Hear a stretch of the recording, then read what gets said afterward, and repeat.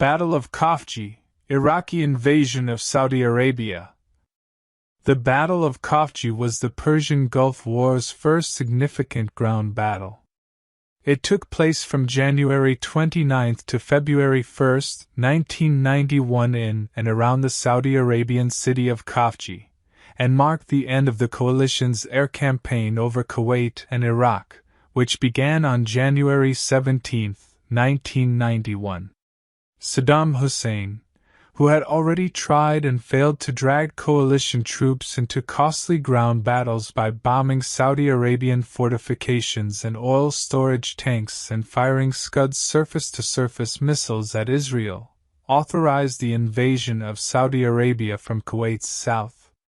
The 1st and 5th Mechanized Divisions, as well as the 3rd Armored Division, were ordered to launch a multi-pronged attack against Khafji, confronting Saudi Arabian, Kuwaiti, and U.S. forces along the coast, with a supporting Iraqi commando force sent south by water to harass the coalition's rear.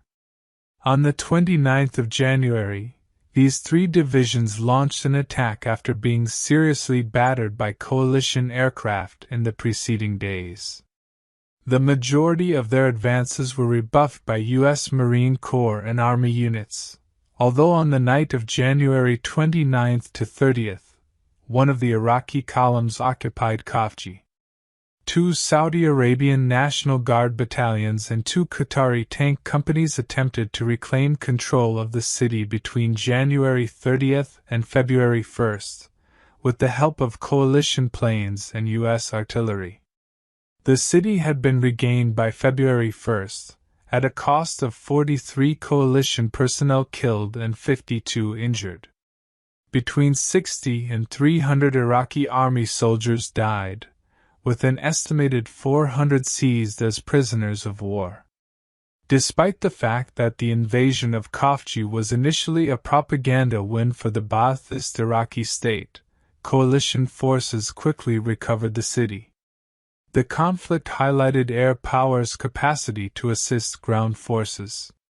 Background: on August 2, 1990, the Iraqi army attacked and conquered Kuwait, a neighboring country. The invasion, which came after the inconclusive Iran-Iraq War and 3 decades of political struggle with Kuwait, gave Saddam Hussein the chance to divert domestic political attention and add Kuwait's oil resources to Iraq's own, a boon in a time when oil prices were falling. As a result, the United Nations began to pass a series of resolutions calling on Iraqi forces to withdraw from Kuwait. Fearing that Saudi Arabia will be the next country to be invaded, the Saudi rulers demanded quick military assistance. As a result, the U.S. began assembling soldiers from a number of countries on the Arabian Peninsula, dubbed the Coalition. At first, Saddam Hussein tried to prevent coalition military action by threatening the production and export of petroleum in Kuwait and Iraq. Iraq tested the use of explosives to demolish wellheads at the Almaty loading complex in December 1990. Demonstrating their potential to harm Kuwait's petroleum infrastructure on a massive scale. Iraqi artillery destroyed an oil storage tank near Khafji, Saudi Arabia, on January 16, and the Almaty loading complex's pumps opened on January 19, spewing crude oil into the Persian Gulf. At a rate of 200,000 barrels per day, the oil spilled into the water, becoming one of the biggest environmental disasters in history. Despite the Iraqi threats, on January 17, 1991, the coalition commenced a 38-day aerial operation. Coalition aircraft flew an estimated 2,000 sorties per day, effectively crippling Iraqi air defense systems and completely destroying the Iraqi Air Force, whose daily sortie rate plunged from an estimated 200 per day before the conflict to nearly none by January 17. Rather than being destroyed on the 3rd day of the campaign, many Iraqi pilots flew their planes across the Iranian border. Command and control sites, bridges, railroads, and gasoline storage facilities were also targets of the air campaign. Saddam Hussein was concerned that the air campaign would weaken Iraq's national spirit, despite saying, "The Air Force has never decided a war." The Iraqi leader also believed that the U.S. would not be willing to lose a large number of troops in combat, so he attempted to drag coalition ground troops into a decisive confrontation. He ordered Iraqi forces to launch Scud missiles against Israel in an attempt to trigger a ground battle, while continuing to threaten the destruction of Kuwaiti oil fields. After failing to elicit a large-scale ground conflict, Saddam Hussein chose to conduct a small invasion into Saudi Arabia in the hopes of inflicting huge damage on the coalition army. The coalition's hopes for an Iraqi onslaught dwindled as the air campaign progressed. As a result, the 18 Airborne Corps and the 7 Corps were redeployed 480 kilometers, 300 miles, west. The coalition's leadership felt that if an Iraqi force went on the offensive, it would do so from the southern Kuwaiti oil fields of Al-Wafra. Order of battle. The Iraqi army, which was structured into 51 divisions and included 8 Republican Guard divisions, had between 350,000 and 500,000 soldiers in theater. Republican Guard divisions typically acquired the most up-to-date equipment. For example, Republican Guard divisions received the majority of the estimated 1,000 T-72 tanks in the Iraqi army on the eve of the conflict. In the Kuwaiti Theater of Operations (KTO), the Iraqi army also had 9 heavy divisions, primarily made up of professional soldiers, but with weaponry that were of worse quality than those provided to the Republican Guard. The T-55 or its Chinese equivalents, the Type 59 and Type 69, were used by the majority of non-Republican Guard armored formations. The rest of the 34 divisions were made up of untrained conscripts. These divisions were sent to route coalition forces through a series of break spots along the front, allowing the Iraqi army's heavy divisions and Republican Guard units to isolate and counterattack. The Iraqis, on the other hand, failed to account for tactics enabled by the global positioning system and other new technologies, leaving their western flank vulnerable. The coalition initially deployed approximately 200,000 soldiers, 750 aircraft, and 1,200 tanks in Saudi Arabia. This swiftly increased to 3,600 tanks and nearly 600,000 people, including over 500,000 Americans. Iraqi forces. The Iraqi Third Corps, the Fourth Corps' 1st Mechanized Division, and a number of commando forces were also sent to the Saudi Arabia operation.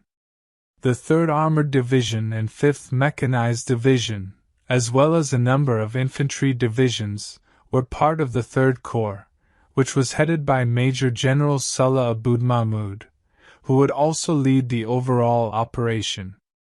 Major General Ayed Khalil Zaki led the 4th Corps. The 3rd Armored Division, the only non-Republican Guard force to have them, possessed a handful of T-72 tanks, while the other armored battalions had T-62s and T-55s, some of which had Iraqi applique armor akin to the Soviet bulging armor known as brow laminate armor or BDD. These improved T-55s withstood Milan anti-tank rockets during the assault of Khafji. The BMP-1 armored personnel vehicle, the BRDM-2 scout vehicle, and several types of artillery were also available to these divisions. 5 infantry divisions were also stationed along this stretch of the front, though they were not selected to take part in the invasion. They were ordered to remain in their defensive positions along the border. The Iraqi army had assembled roughly 60,000 men over the border, near the Kuwaiti town of Wafra, in as many as 5 or 6 divisions, according to U.S. Marine Corps surveillance. Infantry divisions were typically made up of 3 brigades with an attached commando unit, while some infantry divisions may have as many as 8 brigades. However, most infantry divisions along the border were understaffed, owing to desertion. Armored and mechanized divisions typically included 3 brigades, each with up to 4 combat battalions.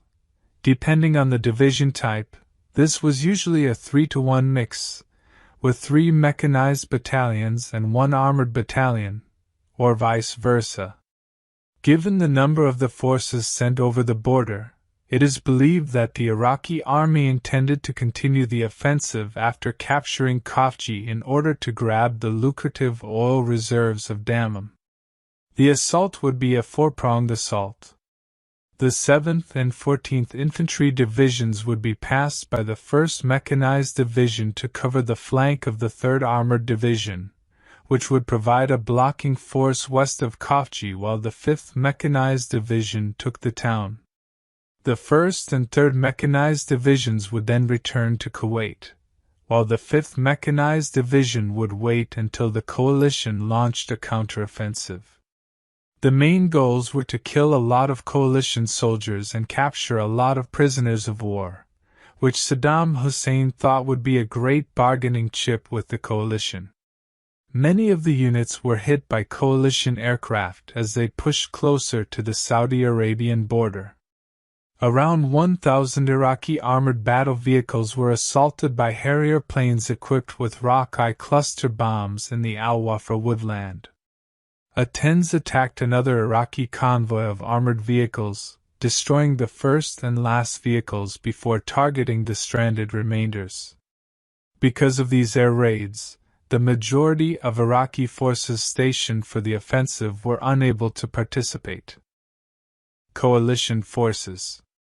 Observation posts were erected along the Kuwaiti-Saudi Arabian border during the buildup of forces to gather intelligence on Iraqi forces. U.S. Navy SEALs, U.S. Marine Corps Force Reconnaissance, and Army Special Forces manned these. The farthest east, on the shore, was Observation Post 8, and further 7 observation posts were placed every 20 kilometers, 12 miles, until the end of the Heel, the geographic panhandle of southernmost Kuwait. Observation Stations 8 and 7 looked out over the coastal roadway leading to Khafji, which was thought to be the city's most likely invasion path. 3 companies of the 1st Marine Division were stationed at Observation Posts 4, 5, and 6, Task Force Shepherd, while the 2nd Light Armored Infantry Battalion of the 2nd Marine Division put up a screen between Observation Post 1 and the Al-Wafra oil fields. The 2nd Armored Division of the United States Army supported the Marines with its 1st Brigade, which provided much-needed armored support. The 2nd Saudi Arabian National Guard Brigade, affiliated to Task Force Abu Bakr, was given responsibility for the defense of Khafji by the Saudi Arabians. Under Observation Post 7, the 5th Battalion of the 2nd Saudi Arabian National Guard Brigade set up a screen north and west of Khafji. A Saudi Arabian National Guard Brigade could contain up to 4 motorized battalions with 3 line companies apiece at the time. The brigade's nominal strength was reported to be at 5,000 men. The Tariq Task Force, made up of Saudi Arabian Marines, a Moroccan motorized infantry battalion, and 2 Senegalese infantry companies, was also dispatched by the Saudi Arabians. Othman and Omar task forces, made up of 2 mechanized Ministry of Defense and Aviation brigades, provided screens around 3 kilometers, 1.9 miles south of the border. 1 battalion of Saudi Arabian National Guard and 1 battalion of Qatari tanks patrolled the route south of Khafji.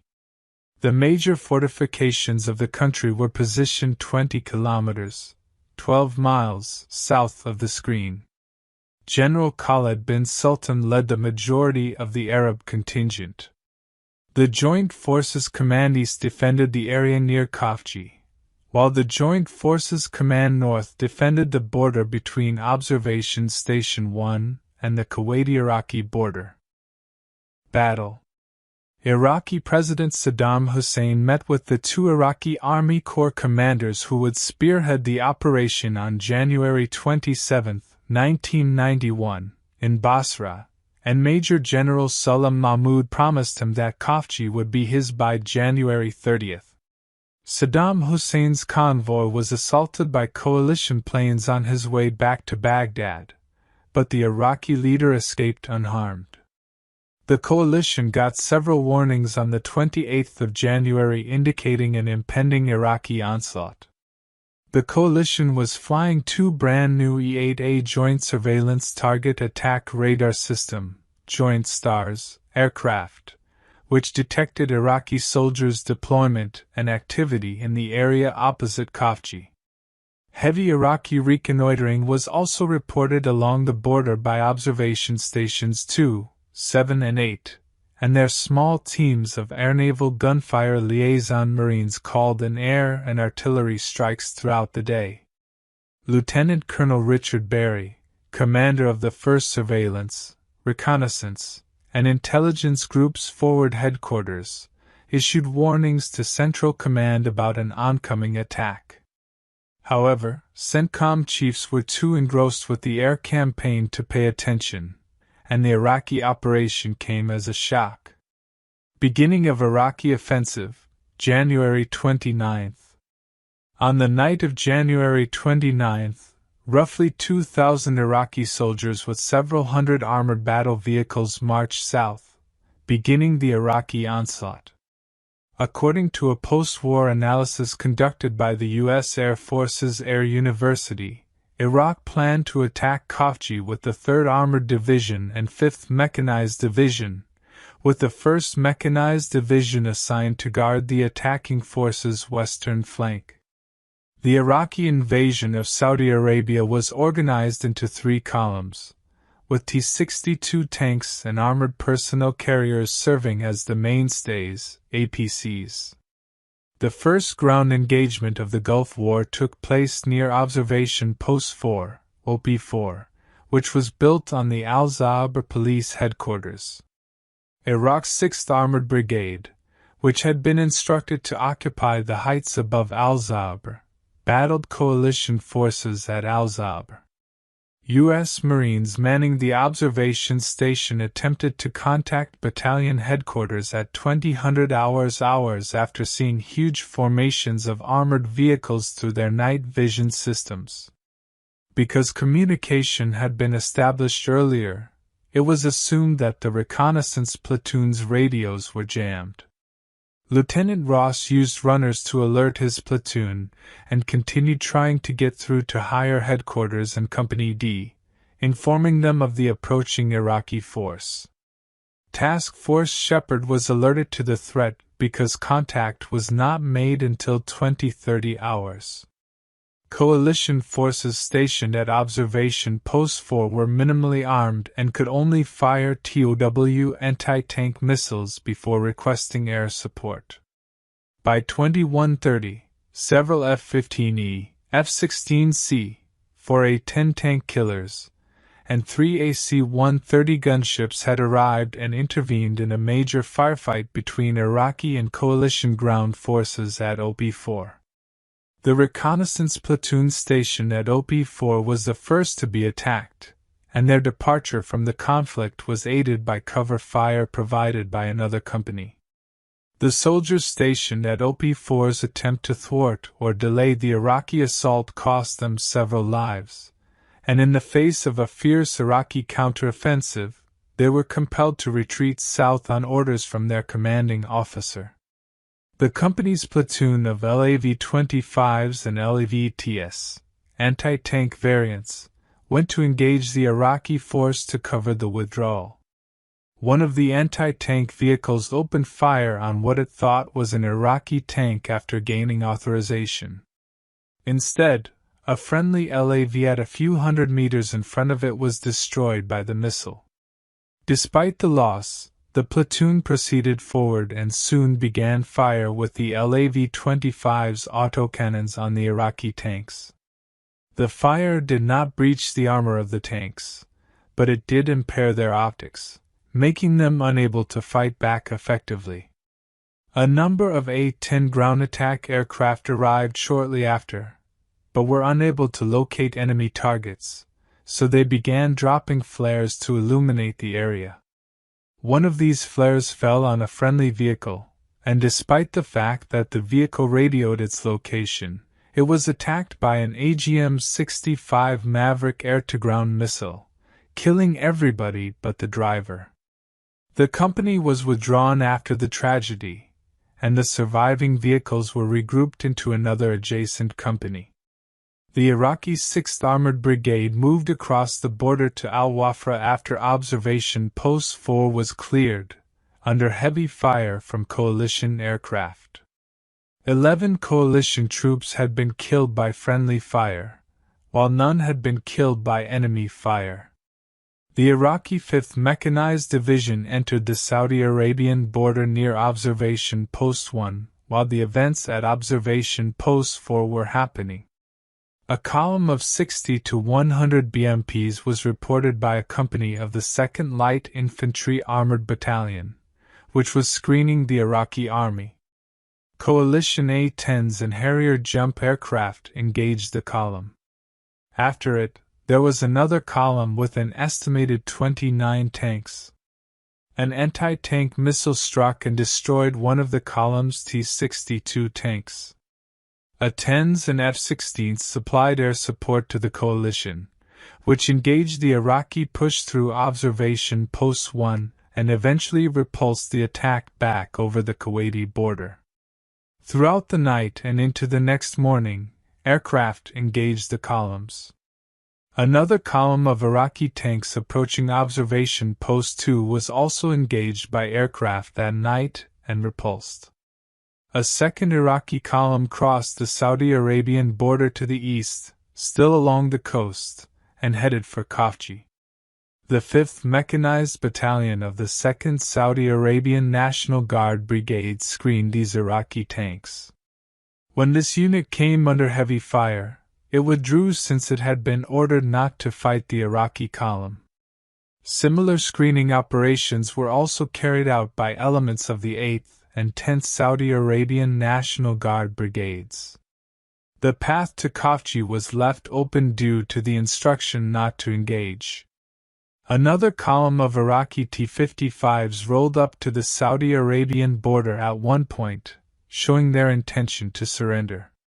When Saudi Arabian forces neared, they reversed their turrets and started fire. A nearby AC-130 responded with air support, destroying 13 cars. Despite numerous assaults from an AC-130, the Iraqi advance into Khafji proceeded on this area. Attempts by Saudi Arabian commanders to order more airstrikes on the approaching Iraqi column were thwarted when the requested heavy air assistance did not arrive. On the 30th of January, around 0:30, Khafji was seized, trapping two 6-man reconnaissance teams from the 1st Marine Division in the city. The teams took over 2 apartment complexes in the city's southern district and fired artillery at them to encourage the Iraqis to stop searching the area. Coalition air support, consisting of helicopters and fixed-wing aircraft, continued to target Iraqi tanks and artillery throughout the night. Initial response, January 30th. General Khalid bin Sultan of Saudi Arabia, alarmed by the occupation of Khafji, urged to U.S. General Norman Schwarzkopf for a quick air assault against Iraqi forces in and around the city. However, this was rejected because the buildings would make it difficult for planes to detect targets without flying too close to them. Instead, it was determined that Arab ground forces would reclaim the city.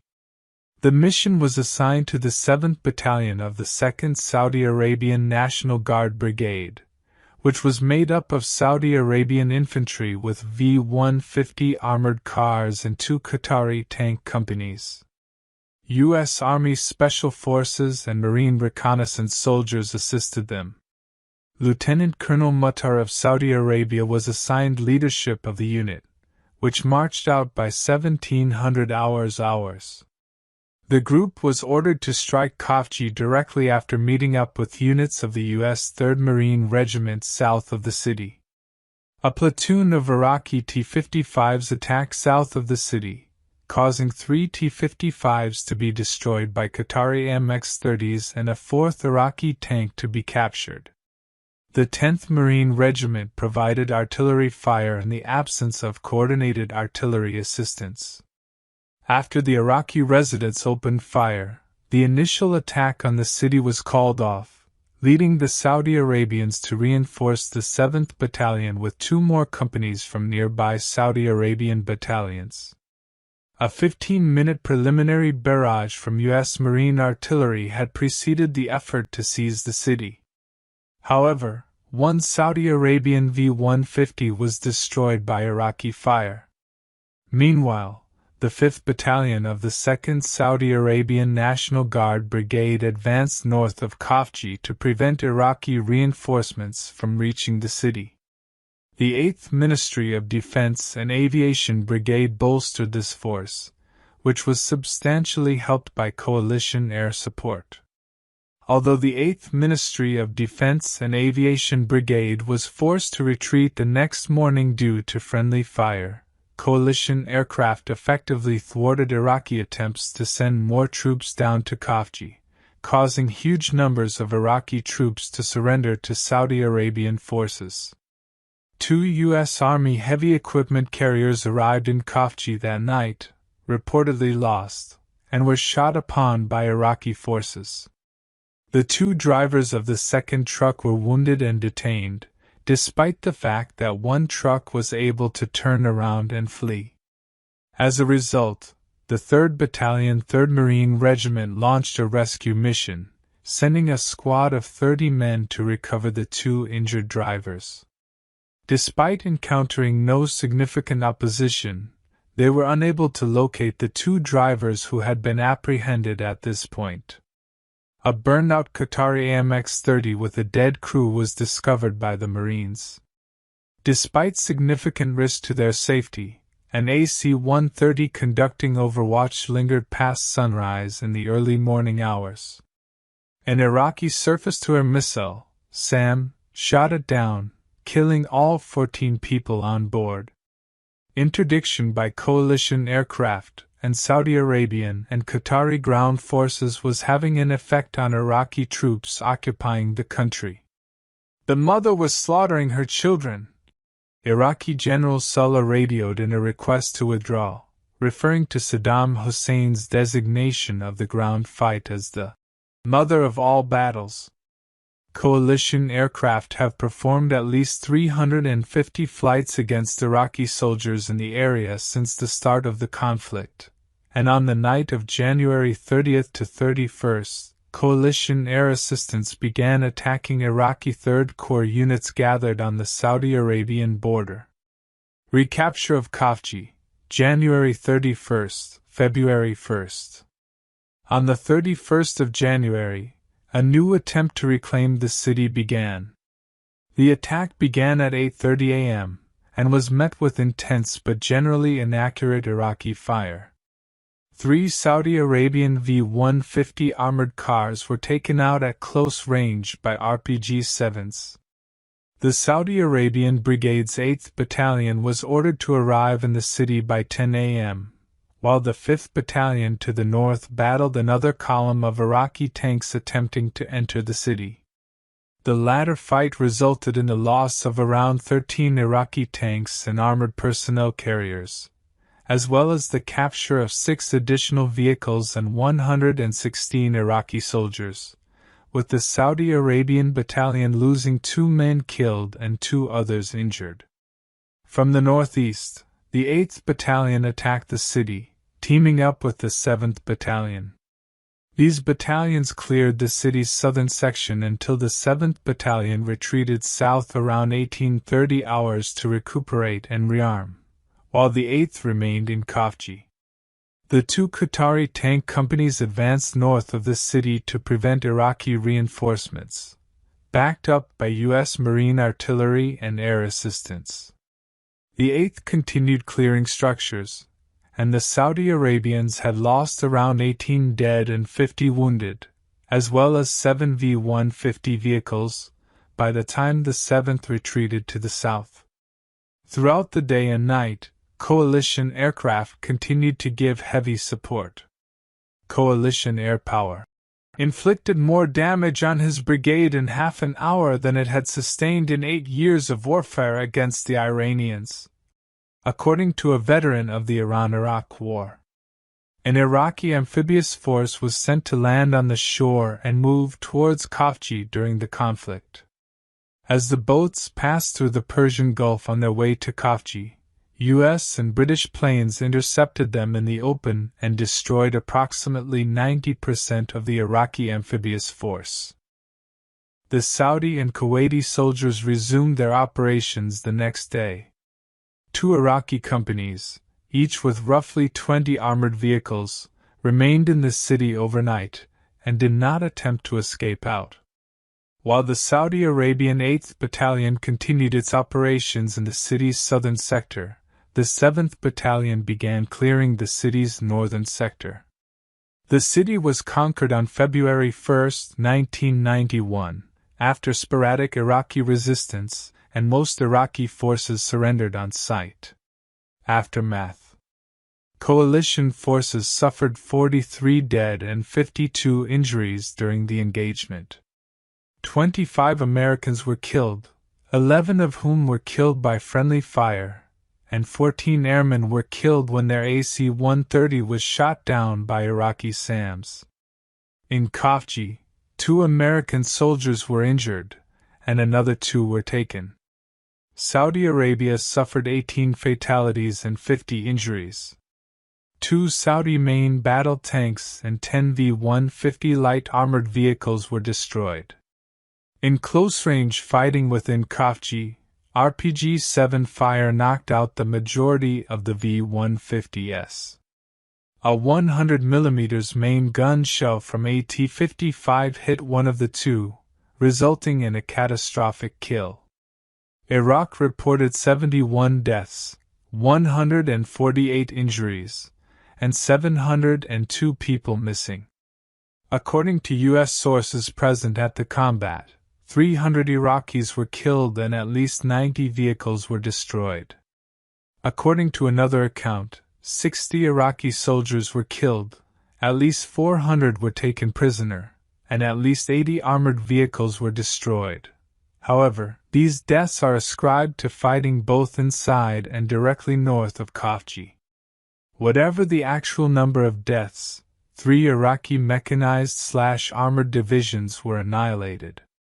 The Iraqi seizure of Khafji was a big propaganda win for Iraq, with Iraqi media claiming on January 30th that they had expelled Americans from Arab territory.